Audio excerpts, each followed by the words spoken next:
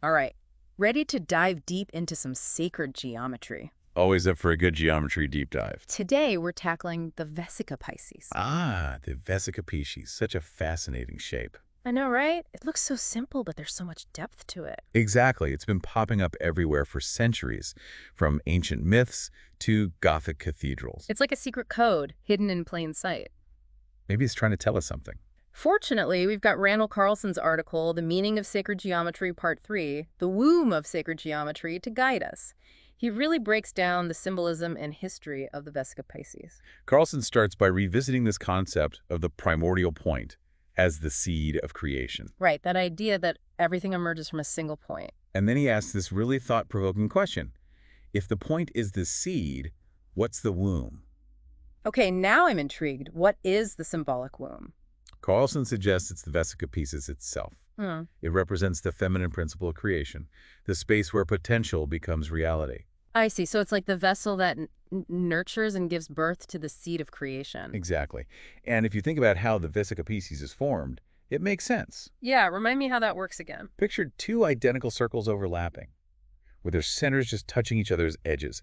That almond-shaped space where they intersect, that's the Vesica Piscis. Ah, right. It really does resemble an almond.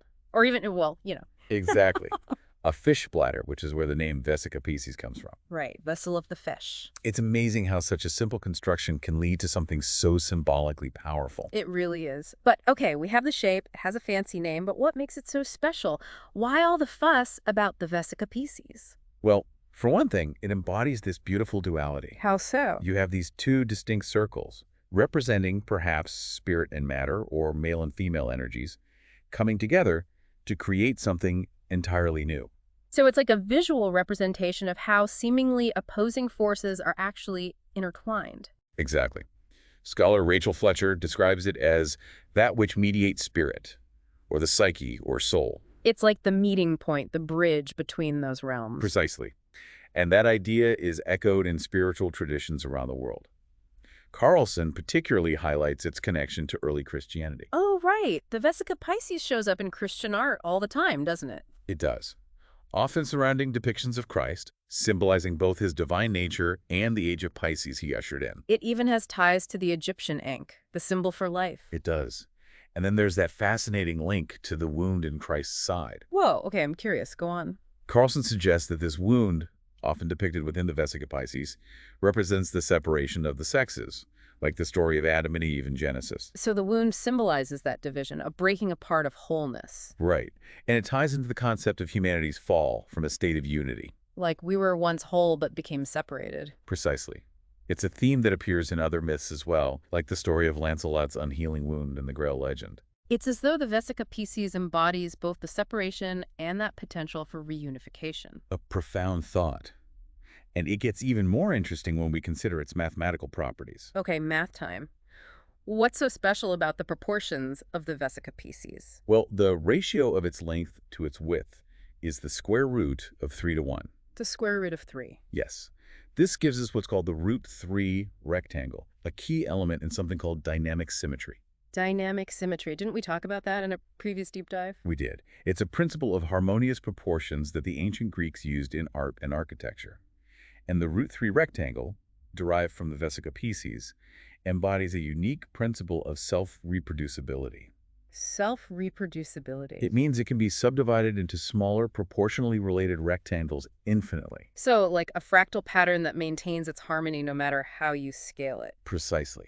And that might be why this shape caught the eye of ancient builders. I can see why they'd be drawn to that. Carlson even mentions William Stirling, a 20th century architect and Freemason, who believed the Vesica Piscis was a secret symbol used by medieval masons in their temple designs. Ooh, secret symbols. I love it. What kind of secrets did they think it held? Stirling doesn't say exactly, but he hints at profound mysteries related to the design and proportions of sacred spaces. Sounds intriguing. And Carlson cites other scholars who see the Vesica Piscis as a key to unlocking deeper knowledge, like John Michell. Michelle. Wasn't he the guy who wrote about Lally lines and earth energies? That's him. He connected the Vesica Piscis to what he called the canon of cosmic number. Meaning? He believed it generated the numbers and ratios used in building temples. He even called it the womb from which are generated all the numbers and ratios of the temple. Wow. So this one shape holds the keys to understanding the universe. It's mind-blowing. It is. And it's not just theoretical either. Carlson also talks about real-world examples of the Vesica Piscis in architecture. Yeah, he mentions Gothic cathedrals, right? Absolutely. It's prominent in their arches, windows, even in their floor plans. It's like they were trying to embed these sacred proportions into the very fabric of the building. Exactly.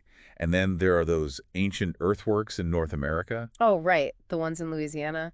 The Watson Brake Mound Complex, yes. Yeah. It's estimated to be over 5,000 years old, and the mounds are laid out in a pattern that clearly echoes the Vesica Piscis. 5,000 years old. It makes you wonder what knowledge those ancient builders had. It really does. This is blowing my mind. And there's another fascinating connection to the ichthys symbol, the fish symbol used by early Christians. Oh, yeah, I've seen that one. How's that related to the Vesica Piscis? If you adjust the arcs of the Vesica Piscis just slightly, you can actually form the shape of a fish. You're kidding. Nope.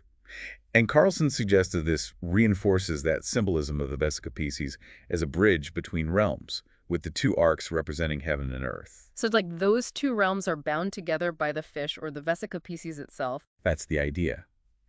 And some Masonic guilds also used variations of this fish symbol, too. They did. Yes.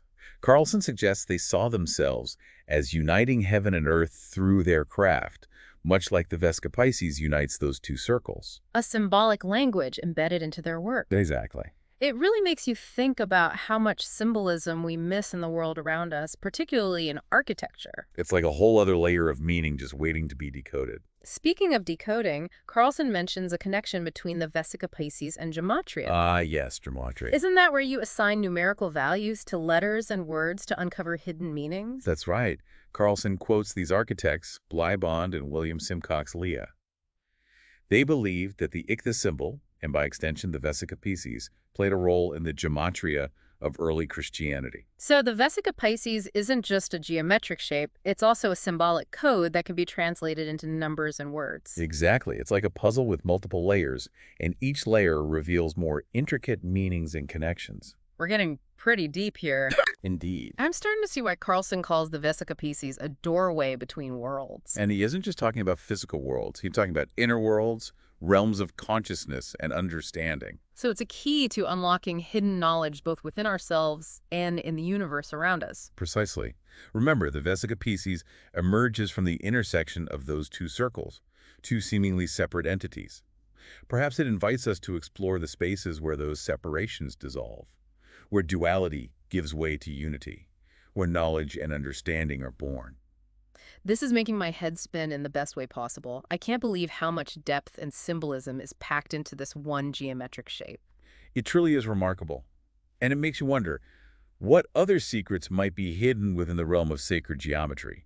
Before we go chasing after every secret in the universe. Yeah, good point. Let's get back to those doorways between worlds. Carlson makes a really interesting connection between the Vesica Piscis and the work of those medieval Masonic builders. Yeah, those guys. He talks about how they incorporated the Vesica Piscis into the designs of Gothic cathedrals, almost like they were leaving a message for future generations. A message hidden in plain sight. It's fascinating. What's even more fascinating is that Carlson doesn't just see these cathedrals as, beautiful buildings. He sees them as something more. He actually calls them textbooks in stone. Textbooks made of stone. That's right. Repositories of ancient wisdom, all encoded in their geometry and symbolism. So you're saying those Masonic builders, those guys weren't just skilled craftsmen, they were initiates into some kind of secret knowledge. That's the idea that Carlson puts forward, and that they use the Vesica Piscis to pass that knowledge down through their work. They embedded a secret code into the buildings that you could only decipher if you understood the language of sacred geometry. It's like something out of the Da Vinci Code. Exactly. And Carlson goes even further. He suggests that these builders were part of a tradition that goes all the way back to ancient Egypt and even beyond, where the Vesica Piscis was seen as a representation of the divine creative process. Wow, so this shape has been carrying these profound meanings for centuries across cultures and traditions. It's almost like a universal symbol. I think you're onto something there. And Carlson seems to agree. He quotes this author, J.W. Norwood. And what does Norwood have to say? He describes the Vesica Piscis as the womb of the Logos. The womb of the Logos. That's a pretty powerful image. It is. It connects the Vesica Piscis to the very act of creation. The emergence of, well, everything from nothing. Exactly. And remember, we started by talking about the primordial point as the seed of creation. Right, right. Now we have the Vesica Piscis of the womb, where that seed unfolds. Yeah. It's almost like we're seeing a cosmic creation myth playing out in geometric form. It's incredible to think that two overlapping circles could have that kind of cosmological significance. It really is. It all comes back to this idea of sacred geometry as a language, A language to explain the universe. Yes, a way to encode these complex ideas about the universe in visual and mathematical forms. I see. Carlson seems to suggest that the Vesica Piscis is one of the fundamental letters in that alphabet. A symbol that can unlock a deeper understanding of reality. Exactly. So it's like a secret key, opening the door to some kind of hidden dimension of knowledge that's been accessible to, well, initiates throughout history. But if that's true, what kind of knowledge does it unlock? What secrets does it reveal? That's the million-dollar question. Yeah. Carlson doesn't exactly give us all the answers. He kind of leaves that up to us to explore. Fair enough. But he does offer some hints. He talks about the Vesica Piscis as a symbol of what he calls the great work, this alchemical process of transformation and spiritual evolution. So it's not just about understanding the universe intellectually. It's about using that knowledge to, well, to actually transform ourselves, to reach a higher state of being. That's the idea. The Vesica Piscis isn't just some passive symbol. It's more like a guide. Right, a catalyst for change and growth. Interesting. Carlson seems to suggest that by, meditating on its symbolism, by thinking deeply about its geometry, we can unlock hidden potential within ourselves, like tapping into the same creative power that gave birth to the universe. Oh. It really makes you look at this simple shape in a whole new light. It's not just an abstract concept, it's a tool. A tool for what? For self-discovery and transformation. It makes you wonder what other secrets might be hidden within sacred geometry, Exactly. What other keys are out there waiting to be found? That's the beauty of it, right? It's this never-ending journey of exploration, this constant unfolding of knowledge and understanding. And the Vesica Piscis is our guide on that journey. With its enduring symbolism, yes, absolutely. You know what? This whole deep dive has kind of inspires me to go grab my compass and straight edge and start drawing Vesica Piscis shapes everywhere. Maybe I can unlock those secrets myself, one circle at a time. That's the spirit. And as we've been discussing, even the simplest shapes can hold such profound meaning and power. The key is to look beyond the surface, to see the world through the lens of sacred geometry. Well said. But before we go full geometry geek here, Right. There's one more thing about the Vesica Piscis that Carlson mentions that we haven't talked about yet. It's this connection to duality and the reconciliation of opposites. Yes, a crucial point. We can't forget that the Vesica Piscis is formed by the intersection of two separate circles. Right, right. Carlson suggests that this represents a fundamental duality in the universe, a tension between these opposing forces that ultimately leads to creation. So are we talking about the classic battle between, light and darkness, male and female, spirit and matter, those opposing forces that always seem to be at odds but are actually necessary for existence? Exactly. And the Vesica Piscis, in its very form, represents the resolution of that tension, the point where those opposites come together and actually create something new and whole. So it's like the Vesica Piscis is telling us that duality isn't something to be afraid of or avoid. It's something to, well, embrace. And reconcile, yes. Yes. Because it's through this interplay of opposites that creation unfolds, life emerges, the universe expands. Okay. So what does that mean for us? How can we apply this idea of reconciling opposites in our own lives? Well, Carlson seems to be suggesting that this principle applies not just to the cosmos as a whole, but to our individual lives as well. Oh, I see. Right, because we all experience this duality. Inner conflicts, contradictions, that kind of thing. Exactly.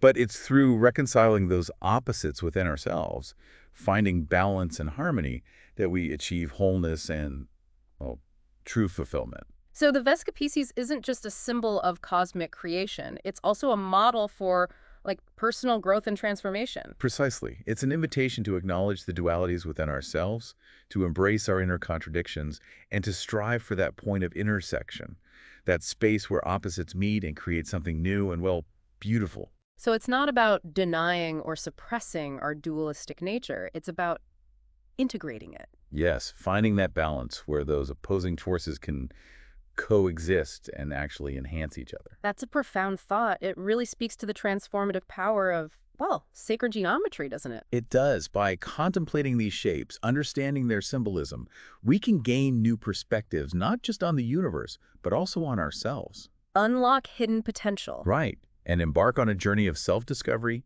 and spiritual growth. This deep dive has really opened my eyes to how rich and deep this, well, the Vesica Piscis really is. It's more than just a shape. So much more. It's a symbol of creation, a key to hidden knowledge, and a model for personal transformation. And a reminder that duality is essential to existence. Exactly. It makes me think of this quote by Carl Jung, the Swiss psychoanalyst. He said, "The meeting of two personalities is like the contact of two chemical substances. Oh. If there's any reaction, both are transformed." Oh, I like that. It's so true.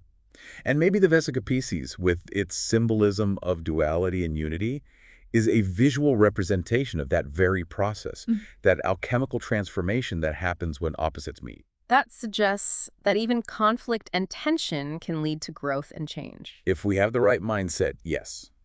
If we're willing to embrace the transformative power of duality. The Vesica Piscis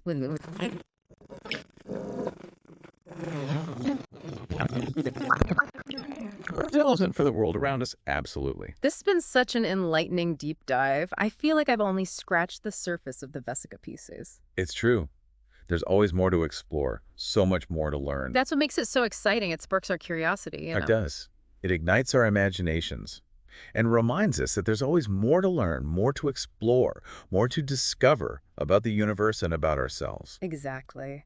And as we continue our exploration, maybe the Vesica Piscis can be our guide. It's symbolism whispering secrets to us along the way. We've covered a lot of ground in this deep dive, haven't we? We have, from ancient myths to Gothic cathedrals, square roots, wombs of the logos. It's remarkable how much meaning this one shape holds. It really is. But before we wrap up, I have to ask, what do you think Carlson really wants us to take away from all of this? That is the question, isn't it? Why is understanding the Vesica Piscis so important, and how can we actually apply this knowledge in our lives? Give me the cheat sheet. There's not really a cheat sheet with this kind of stuff. No easy answers. Carlson doesn't really spell it out for us. He kind of leaves it open to interpretation, which is probably the point. Make us think for ourselves. Right. But if we look at everything we've explored, I think there are a few key takeaways that kind of emerge. Okay, I'm ready. Lay them on me. Well, firstly, I think Carlson really wants us to see the power of symbolism, how it can connect us to these deeper truths about the universe, about ourselves. Okay, I'm with you. The Vesica Piscis, with its history, all its different meanings, shows how even a simple shape can become this potent symbol, a gateway to hidden knowledge. So it's not just about the shape itself, it's about what it represents. Exactly. And I think the bigger point is that the whole world around us is full of this kind of symbolism. Hidden meanings everywhere. Everywhere, just waiting to be discovered. And when you learn to read that language, the symbolism of shapes, numbers, those archetypes, it can totally change how you see the world. Like unlocking a secret code. Exactly. And the Vesica Piscis, with its connections to the myths, the geometry, the spiritual traditions, it's definitely one of the keys to that code. Okay, that's one. What else you got? Secondly, I think Carlson's really encouraging us to embrace a more holistic view of the world, to really see how everything is interconnected. Instead of just seeing like separate parts. Right. And to see how forces that seem opposite, those dualities, they're actually complementary. They're both essential for creation and growth. Like the light and dark, the yin and yang. Yes. And the Vesica Piscis, with all that symbolism of duality and unity, it's a really powerful reminder of that interconnectedness. Instead of thinking in black and white, good versus evil, we should try to see the nuances, the shades of gray, the ways those opposing forces actually work together to create, something whole and beautiful. I like that. Finding the harmony in those apparent conflicts. Exactly. And then that brings us to the third takeaway. All right, hit me with number 3. I think Carlson's pointing to the transformative power of, really understanding. He seems to believe that when you study sacred geometry, when you contemplate shapes like this, you gain more than just knowledge. It's deeper than that. Much deeper. You can actually shift your consciousness. It's not just about knowing the facts, it's about letting that knowledge transform you from the inside out. So you're saying the Vesica Piscis isn't just a doorway to hidden knowledge, but also to a deeper understanding of ourselves. Beautifully put. And our place in the cosmos, our potential for growth, our potential to change. Ultimately, that's the real message here. Sacred geometry, it's more than just something intellectual. It's a spiritual practice, a path to self-discovery. And enlightenment, too, maybe? Maybe. But it's a reminder that the universe is full of mysteries, a giant puzzle with infinite layers and dimensions. And every time we explore those mysteries, every time we think about a shape like the Vesica Piscis, we get a little closer to understanding the grand design, the connections that bind us all. I love that image. Who knows what other secrets are out there, what doors might open when we explore the world of sacred geometry. The journey has just begun. We've only just scratched the surface, but this has been an amazing deep dive. It sparked our curiosity, which is always a good thing. It definitely has. And reminded us that there's always more to learn, more to explore, more to discover about the universe and about ourselves. Exactly. And who knows, maybe the Vesica Piscis will be our guide along the way, whispering secrets to us as we go. Till next time, keep diving deep, keep those questions coming, keep that sense of wonder alive. Goodbye.